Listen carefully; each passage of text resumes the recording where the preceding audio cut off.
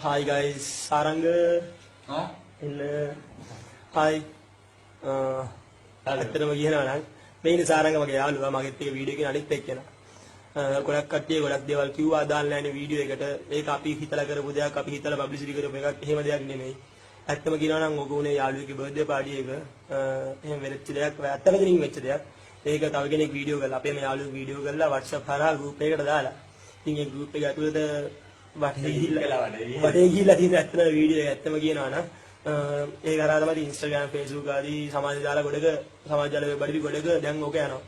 ඉතින් ඇත්තම කියනවා නම් අපිට අදාළ නැහැ කොහොමත්ම. නැද්ද සාරංග? අදාළම නැහැ ඇත්තම කියනවා නම් ඉතින් ඒ ගොඩක් කට්ටිය අපිට එක එක කියනවා මඩ ගහන. මේක ඉතින් ඒක අපි කොහම කිව්වත් ඒක දකින විදිහට ඒක දැක්කම පාඩුවේ ඉන්න තියෙන අවුලක් නැහැ. ගොඩක් කට්ටිය එන්ජොයි කරලා තිනවා. thank you එහෙම කරාට මේ හිතලා කරපු වීඩියෝ එක නෙමෙයි ඇත්තම රැන්ඩම් පික් එකක්. ඉතින් ඒක දැකලා හිතරේ දින වැඩි ඉතින් කියන්නේ සෝරි කියලා හිතරයි. අදාළ නැහැ සෝරි. අදාළ නැහැ. හරි thank you like කරපු share කරපු හැමෝටම and දැන් ඒක delete කරන්න කාලේ හරි වගේ